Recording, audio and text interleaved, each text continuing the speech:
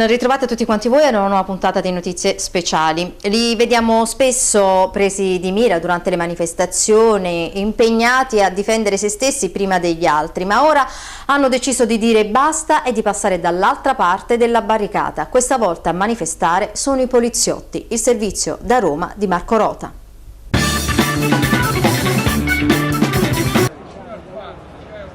Noi siamo qui davanti cercando di sensibilizzare il mondo politico sulla situazione degli operatori delle forze di polizia. A prescindere che noi siamo un sindacato di polizia, ma ci sono anche gli altri appartenenti come i carabinieri, la finanza, la polizia penitenziaria e la forestale. In poche parole, noi abbiamo avuto il contratto bloccato ormai da più di quasi 3 anni, di 4 anni anzi, e ce l'avevamo bloccato per altri 2 anni.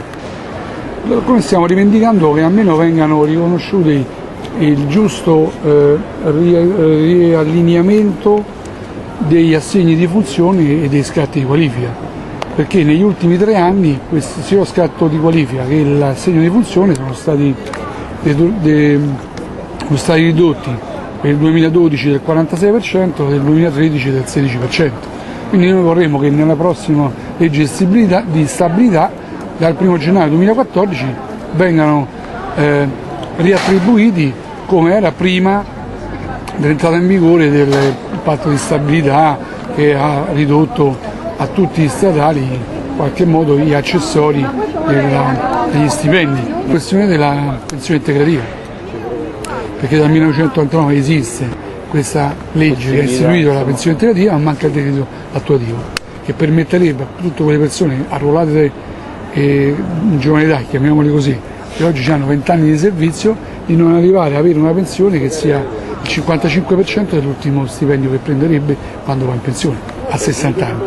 Tutti i governi hanno tagliato e nessuno ha dato questa possibilità, sia di centrodestra che di centrosinistra, perché noi facciamo sindacato, a prescindere e stiamo dalla CGIL, facciamo sindacato, cioè abbiamo sia chi ha governato centrosinistra e chi ha governato col centrodestra.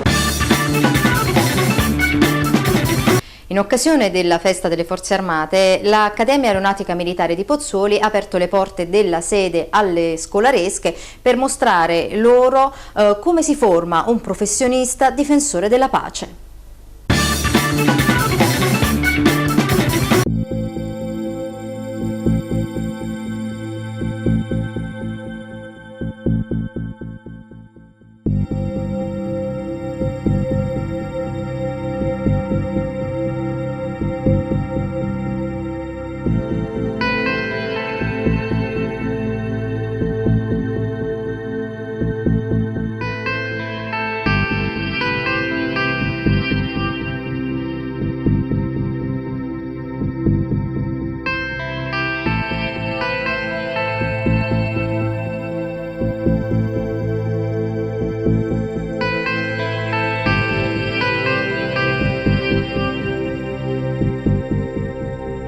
Apriamo le porte a tutti molto volentieri, e in particolare ai giovani che in questa occasione sono stati molto numerosi e ci fa piacere. Apriamo le porte perché l'aeronautica militare e l'accademia che forma i suoi dirigenti sono al servizio dei cittadini, questo è un valore cardine. I 5 corsi che fanno qui, i corsi di laurea in tutte le diverse specialità, quindi per i piloti in scienze aeronautiche, il ruolo delle armi anche, poi abbiamo ingegneri, medici, laureati in legge che escono di qui per soddisfare le esigenze di tutta la forza armata. Lei è anche passato da queste parti, insomma? Assolutamente sì, anche se molti anni fa sono passato da giovanissimo cadetto e ritorno per chiudere un cerchio dopo una carriera intera quasi. A cosa ha trovato di diverso in questi anni?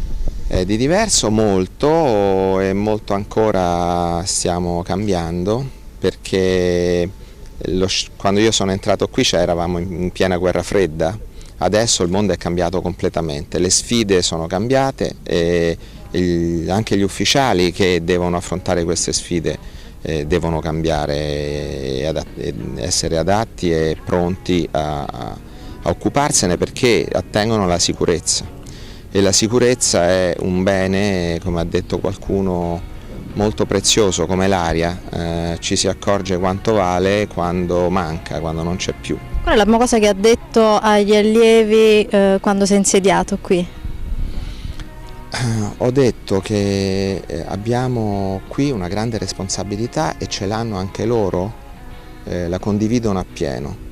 Noi dobbiamo dare alla Forza Armata e al nostro Paese la migliore classe dirigente possibile, perché questo è quello di cui oggi abbiamo bisogno, e il loro impegno personale di autoformazione oltre che di formazione è chiave, e in questo senso la formazione etica è fondamentale. Noi siamo al servizio del Paese e il nostro senso etico è garanzia del funzionamento dell'organizzazione. Perché avete scelto questa carriera?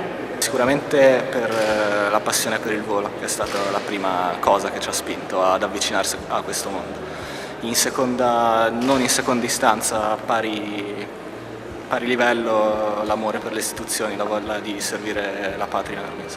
Nessuno in famiglia, sicuro? Da parte mia almeno nessuno, sono un homo novus da questo punto di vista, e niente, ovviamente anche io come il collega avevo questa passione fin dall'inizio per tutto ciò che volava, tant'è vero che in realtà all'inizio io volevo fare l'ingegnere, solo che poi ho pensato ma perché non fare il pilota ingegnere, quindi uno sperimentatore, ho pensato però per fare lo sperimentatore devo fare il pilota, e quindi cominciamo a diventare pilota, poi magari passiamo anche a qualcos'altro di più advanced. Put your hands into the fire, come on, come on.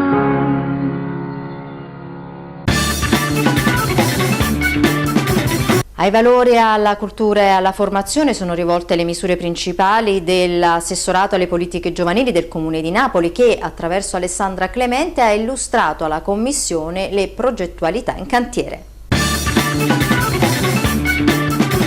Interventi sono in primo luogo un intervento quindi dei fondi di natura regionale, il piano territoriale giovani per un ammontare di 400.000 euro. Il secondo intervento invece è il piano locale giovani. Il piano locale giovani è una misura ministeriale per un ammontare di 500.000 euro.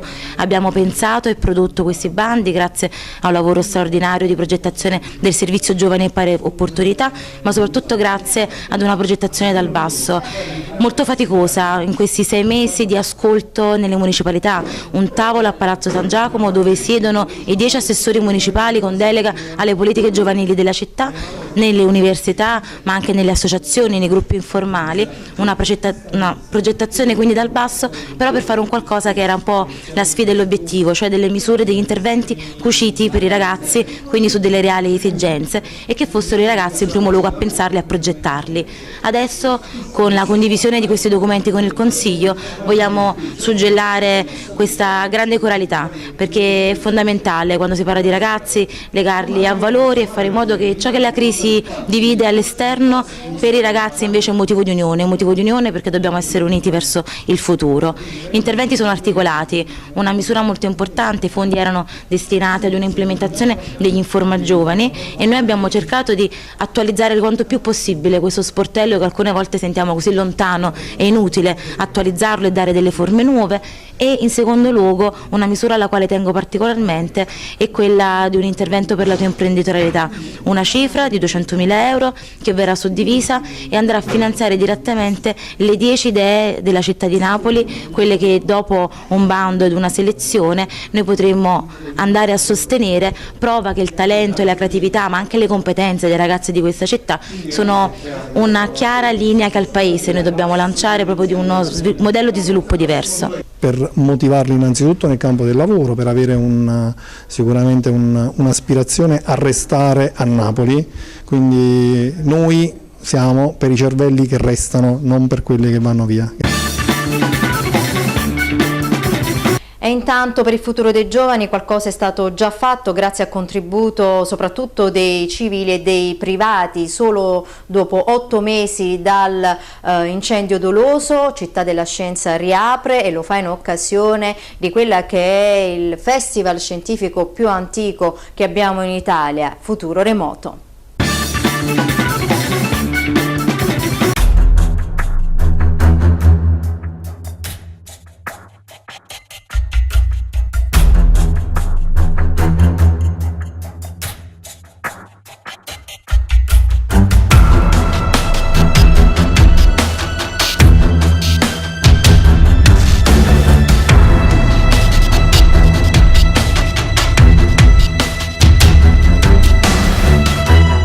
Si riparte da Futuro Remoto, si riparte col cervello, perché è l'organo che dà identità agli esseri umani e dà agli esseri umani la capacità di ricominciare anche dopo un danno, dopo un problema, perché è l'organo più giovane, che invecchia di meno, più dinamico e più plastico di tutti gli altri del corpo umano. Parli di cervelli, cosa fare per evitare la fuga dei cervelli, soprattutto dal sud? Questo purtroppo è un problema che ha bisogno non di un cervello, ma dei cervelli migliori che non fuggono e dei cervelli di una classe dirigente che fino ad oggi, tranne rare occasioni come quella di chi ha voluto Città della Scienza, non ha fatto quello che doveva fare per il futuro del nostro Paese. Io credo che quei cervelli, grazie ai cervelli artificiali che gestiscono la rete internet, possano aiutare l'Italia e il Sud anche da fuori.